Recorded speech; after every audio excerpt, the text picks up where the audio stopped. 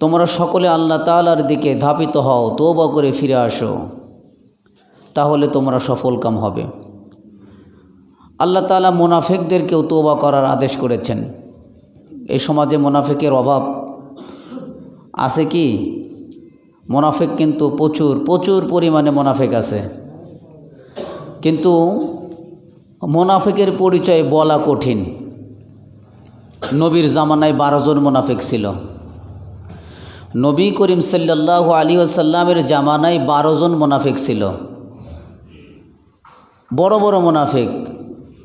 কিন্তু নবী করিম সাল্লাল্লাহু আলাইহি ওয়াসাল্লাম মুনাফিকদের নাম গোপন স্বরে হুযায়ফা রাদিয়াল্লাহু তাআলা আনহুর কাছে দিয়ে গিয়েছিলেন, কিন্তু প্রকাশ করতে মানা করছিলেন, নিষেধ করছিলেন যে এই 12 জন, আমাদের এই জামানায় 12 জন মুনাফিক আছে, তাদের নাম তোমরা প্রকাশ করো না। হুযায়ফার কাছে, হুযায়ফা রাদিয়াল্লাহু তাআলা আনহুর কাছে গোপন সূত্রে এটা দেওয়া। হুযায়ফা রাদিয়াল্লাহু তাআলা আনহু নবী করিম সাল্লাল্লাহু আলাইহি ওয়াসাল্লামকে প্রশ্ন করলেন, ইয়া রাসূলুল্লাহ, আমি তাদের নাম কেন প্রকাশ করব না? নবী করিম সাল্লাল্লাহু আলাইহি ওয়াসাল্লাম বললেন, তাদের নাম তুমি প্রকাশ করবে না এই কারণেই, তুমি যখন তাদের নাম প্রকাশ করবে তখন বিজাতি অন্য জাতিরা তারা বলবে যে মুহাম্মাদের দলের লোকেরা তারা নিজেদের মধ্যে মারামারি করে। মুনাফিক কি অন্য জাতির মধ্যে থাকে না মুসলমানদের মধ্যে থাকে বলেন তো? মুনাফিককে চেনা খুবই কঠিন, কিন্তু একজন বিজাতি তাকে চেনা খুবই সহজ। একজন বিজাতি তার পরিচয় দিতে বলে যে আমি নারায়ণচন্দ্র, আমি গোপাল, সাহা ইত্যাদি ইত্যাদি। ওর নিজের নামটা পরিচয় দিতে হিন্দু হিসাবে পরিচয় দেয়, বিজাতি হিসাবে পরিচয় দেয়। কিন্তু মুনাফিক সে নিজের পরিচয় দেয় আমি আব্দুল্লাহ, আমি আব্দুর রহমান। এর চেনা কঠিন। অথচ আল্লাহ তাআলা তিনি বলেন সূরা নিসার 145 নম্বর আয়াতে মুনাফিকদের ব্যাপারে তাম্বি দিয়েছেন, সতর্কীকরণ করেছেন, মুনাফিকরা জাহান্নামের সবচেয়ে নিচের জায়গায় থাকবে। ইন্নাল মুনাফিকিনা ফিদ দারকিল আসফালি মিনান নার, মুনাফিকদের স্থান জাহান্নামের সবার নিচেরে, তাদেরকে দিয়েই জাহান্নাম উদ্বোধন করা হবে। নাউজুবিল্লাহ বললেন না? বিজাতি তারা জাহান্নামে যাবে, তারা কখনোই জাহান্নাম থেকে বাড়াবে না।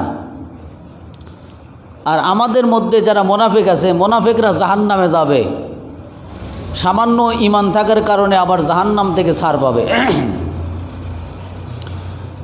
অনুরূপভাবে আল্লাহ তাআলা সেই সমস্ত মুনাফিকদেরকে সম্বোধন করে বলছেন যে তোমরা যারা মুনাফিকি করো, বিশ্বাসঘাতকতা করো, মুনাফিক সবচাইতে ভয়ঙ্কর।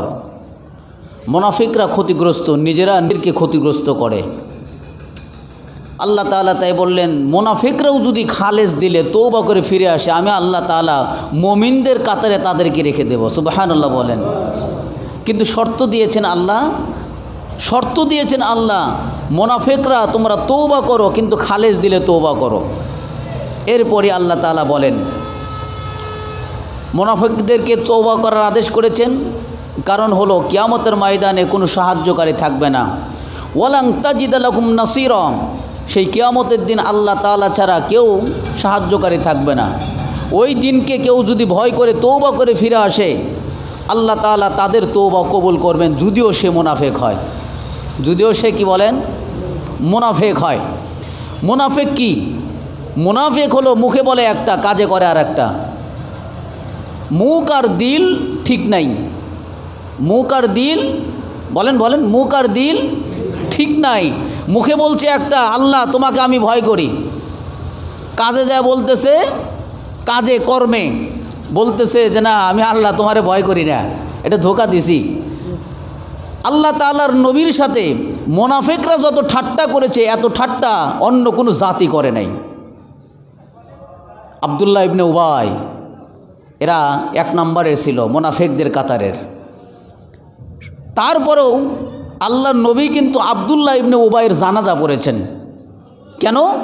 বলে নিজেকে মুসলমান বলতো, কাজে করতো মুনাফিকি। কথা বুঝেন, খুব কষ্ট হয় এই সমস্ত কথা।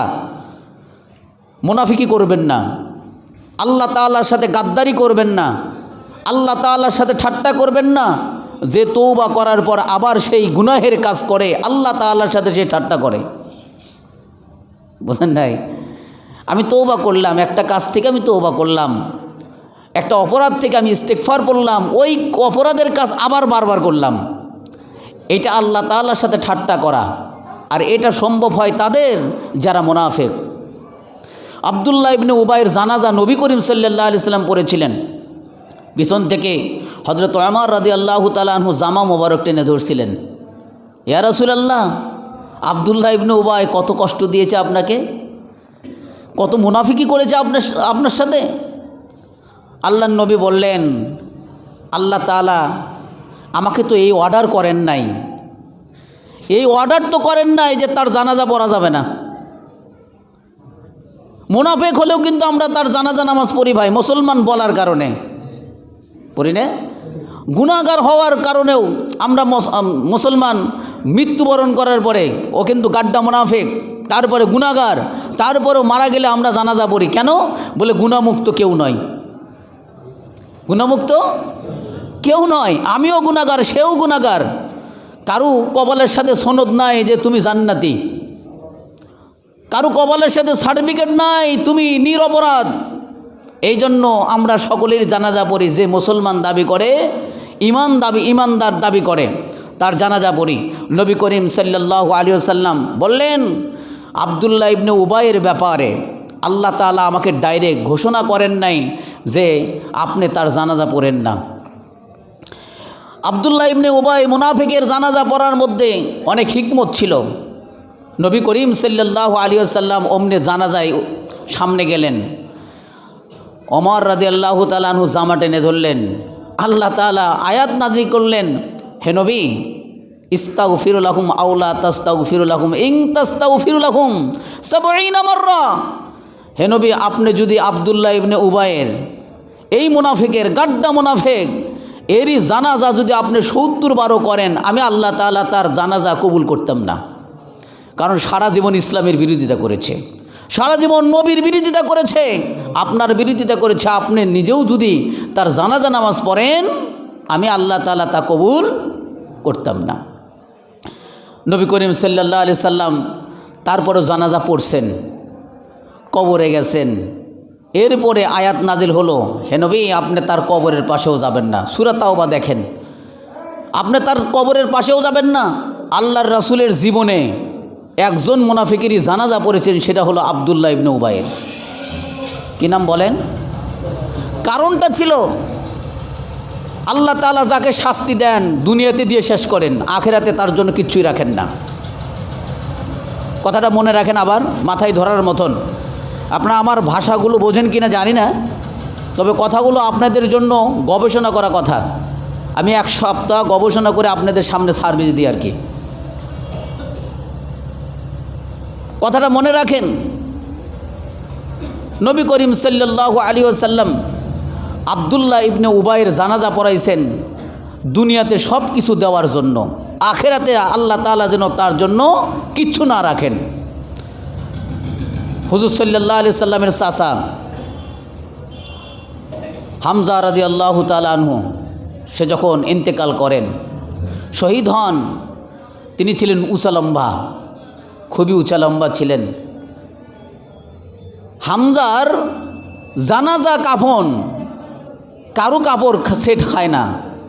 আব্দুল্লাহ ইবনে উবাই, সেও লম্বা মানুষ ছিল, তার জামা দিয়ে হযরতে হামজা রাদিয়াল্লাহু তাআলা আনহুর জানাজা কাফন করা হয়। দুনিয়াতে ঋণ, দুনিয়াতে কি বলছেন? ঋণ। নবী করিম সাল্লাল্লাহু আলাইহি ওয়াসাল্লামের নিজের জামা মোবারক ঋণ হিসাবে আব্দুল্লাহ ইবনে উবাইকে তার গায়ে পরায়া দিয়ে জানাজা পড়েছেন। তারপরে আল্লাহ তাআলা বলছেন, এ মুনাফিক, এ কিন্তু মুনাফিক, গাড্ডা মুনাফিক ছিল। আপনি ৭০ বারও যদি আপনি নবী নিজে হয়ে যদি তার জন্য জানাজা নামাজ পড়েন, আমি আল্লাহ তাআলা তাও কবুল করতাম না। জানাজা নামাজের কি সাধারণ জানাজা নামাজ? নবী পড়াইতেন। তারপরে ওই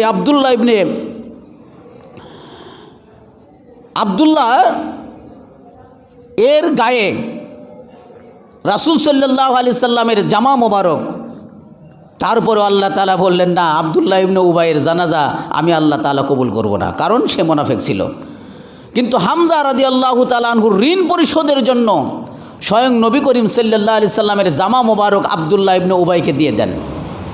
এই জন্য কিয়ামতের ময়দানে দাবি না করতে পারে আমি তোমার চাচা হামজাকে আমার জামা দিয়ে সহযোগিতা করেছিলাম জানা যায়, এর বদলা হিসেবে আমাকে জান্নাত দাও, এই কথার জন্য না বলতে পারে।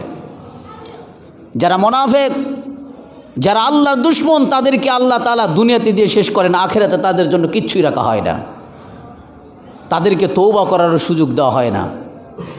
আর আল্লাহ তাআলা যাকে ভালোবাসেন তাকে আল্লাহ তাআলা তওবা করার সুযোগ দেন, যদিও সে মুনাফিক হয়। কোনো মুনাফিক তার নিজের তওবার মাধ্যমে আবার নতুন করে ফিরে আসতে পারে। কারা? যারা ঈমান আনার পরে আবার নেক কর্ম করে। আমি ইতিপূর্বে যা করছি নতুন করে ঈমান নবায়ন করলাম। তওবা হলো প্রতিদিন আপনি নিজের ঈমানকে নবায়ন করবেন, এর নামই হলো তওবা। আপনি আপনার ঈমানকে নবায়ন করবেন, নেক কর্ম করবেন। আল্লাহ তাআলা তিনি বললেন নেক কর্ম করার সাথে সাথে খালেস দ্বীনের মধ্যে আপনাকে প্রতিষ্ঠিত হতে হবে। ওয়া আখলিসু দীনাহুম লিল্লাহ, আল্লাহর ধর্মকে পালন করতে হবে। আমরা নামাজও পড়ি, পূজাতেও যাই, আমরা নামাজও পড়ি, মাজারে যাই, এই ধরনের আমল আল্লাহ তাআলা গ্রহণ করেন না। আল্লাহ তাআলার জন্য ইবাদত করতে হবে, খালেস ইবাদত করতে হবে। আল্লাহ তাআলার দ্বীনকে একমাত্র মানতে হবে, অন্য কোনো বিষয় মানা যাবে না। আল্লাহ তাআলা যেটা নিষেধ করেছেন তাকে ছাড়তে হবে, আল্লাহ তাআলা যেটা আদেশ করেছেন তাকে ধরতে হবে, এর নামই হলো ইসলাম। মন গড়া কোনো কিছু করার নাম ইসলাম নয়। আপনি সারা জীবন আমল করলেন, একদিন যায় মাজারে সেজদা দিলেন গায়রুল্লাহর কাছে, সাহায্য প্রার্থনা করলেন, বাবা আব্দুল কাদের জিলানী আমাকে কিছু দাও। কি কইছেন? বাবা আব্দুল কাদের জিলানী আমাকে কিছু দাও। আপনি সারা জীবনের আমল বরবাদ করলেন, নষ্ট করে ফেলে দিলেন। আপনার আমলের চেরেনার দাম নাই। আল্লাহ তাআলা বলেন ইখলাসপূর্ণ আমল, বিশুদ্ধ আমল অল্প হলেও সেটা অল্প নয়। যে আমল তওবার মাধ্যমে অল্প হয় এইটা আল্লাহ তাআলা গ্রহণ করেন।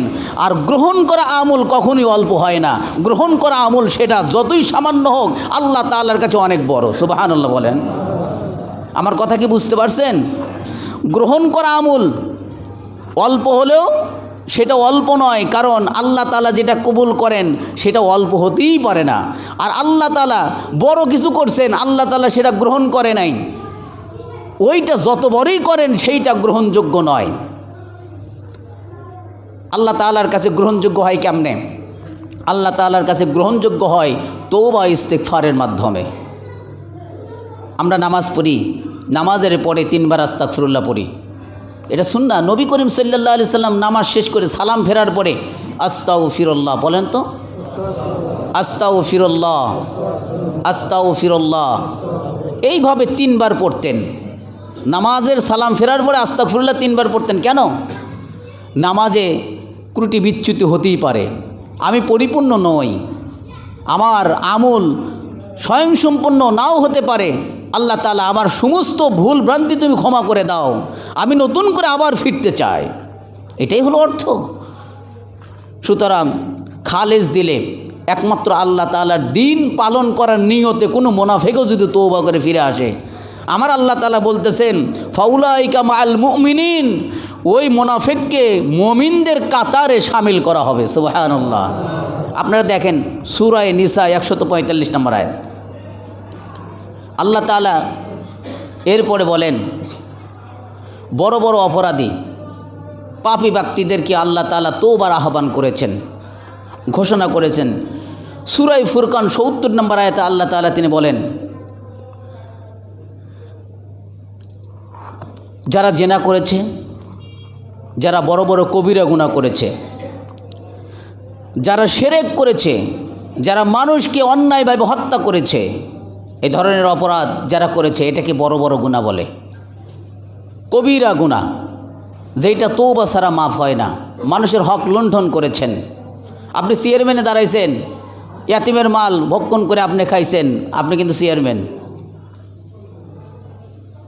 এই সমস্ত চেয়ারম্যানদের ক্ষমা নেওয়ার কোনো পদ্ধতি নেই। একটাই পদ্ধতি আছে, যার টাকা আপনি মেরে খাইছেন তার থেকে মাপ নিতে হবে, তারপরে তওবা করতে হবে। এছাড়া আপনি সারা জীবন তওবা পড়লেও আপনার তওবা গ্রহণযোগ্য হবে না।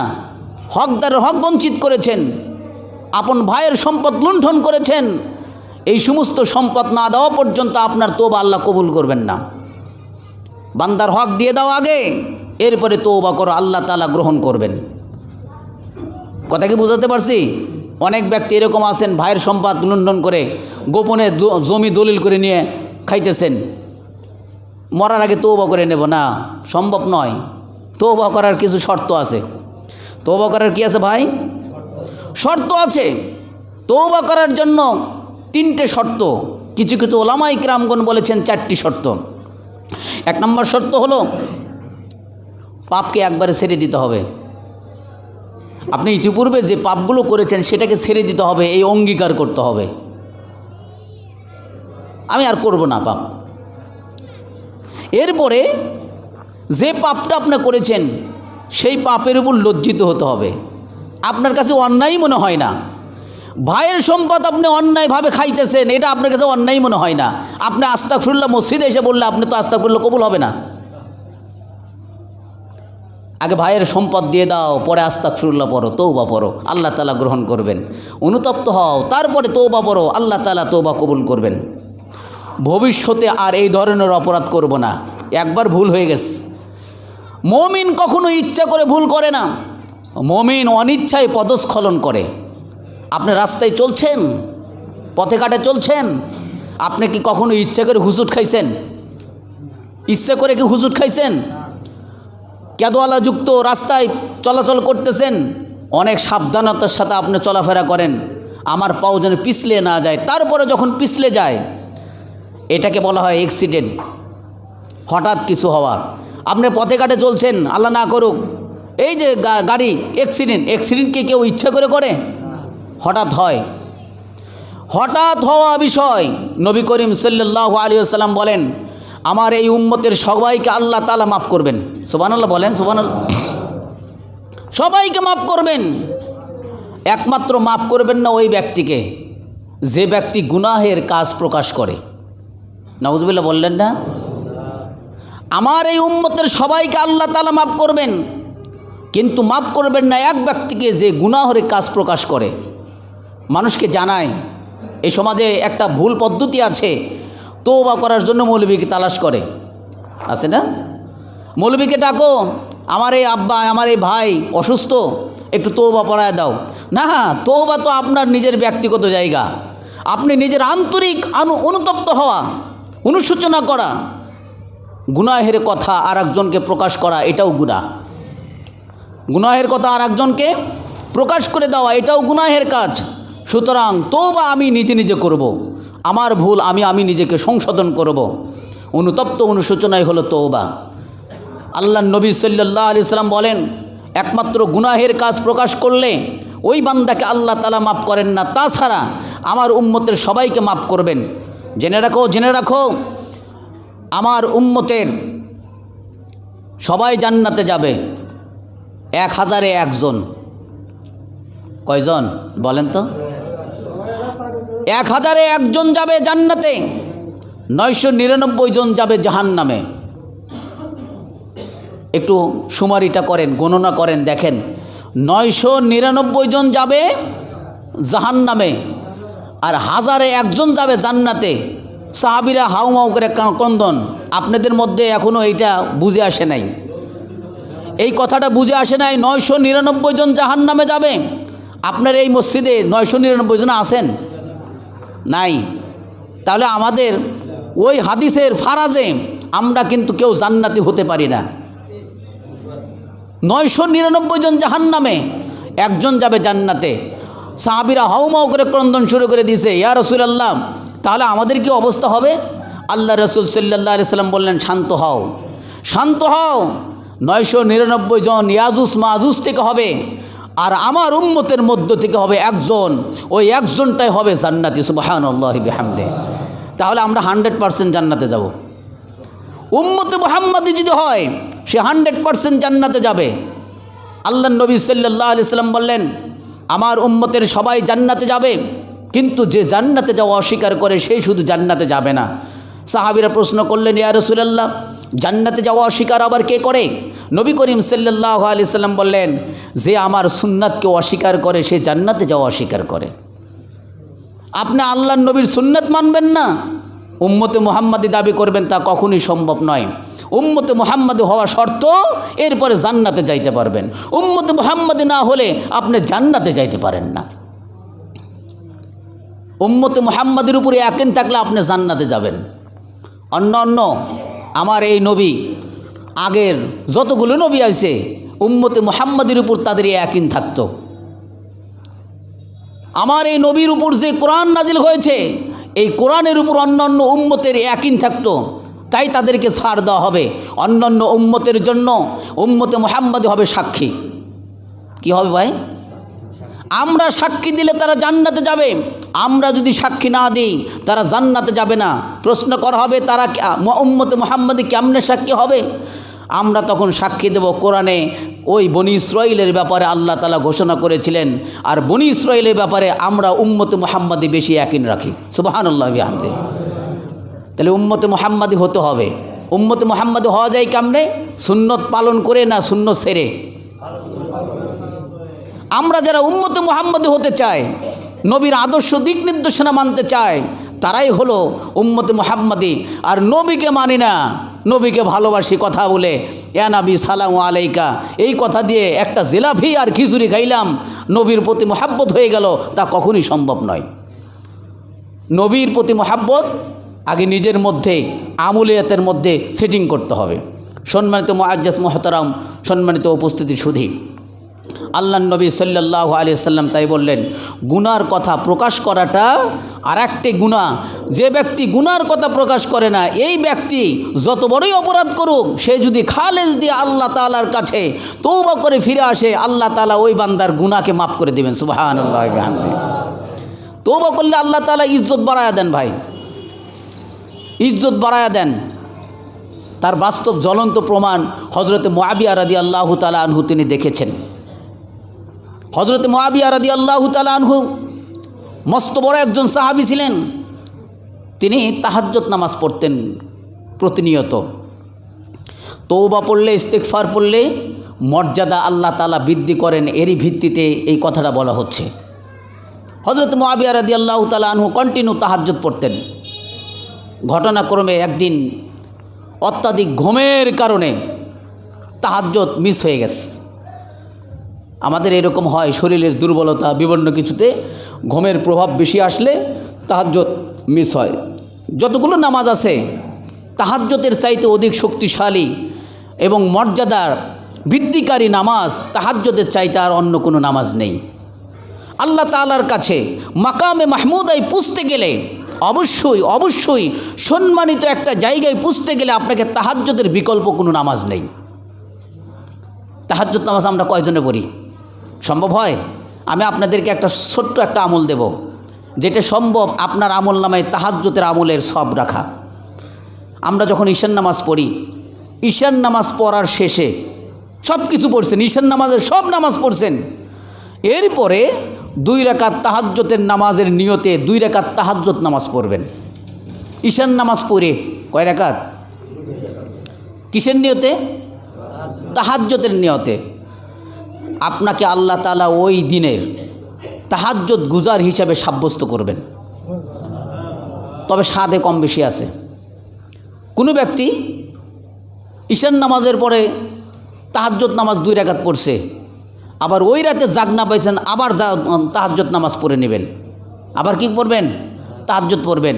আপনি কোনো কারণবশত ওই রাতে জাগ না পান নাই, তাহাজ্জুদ পড়তে পারেন নাই, কিন্তু আপনি এই দিনে তাহাজ্জুদ থেকে আপনি মুক্ত নয়, খালি নয়, আপনাকে আল্লাহ তাআলা তাহাজ্জুদ গুজার হিসাবে কবুল করবেন। সুবহানাল্লাহ। কিন্তু স্বাদের কম বেশি কেমন? কুশাল তো আপনারা চেনেন, আখ চেনেন না?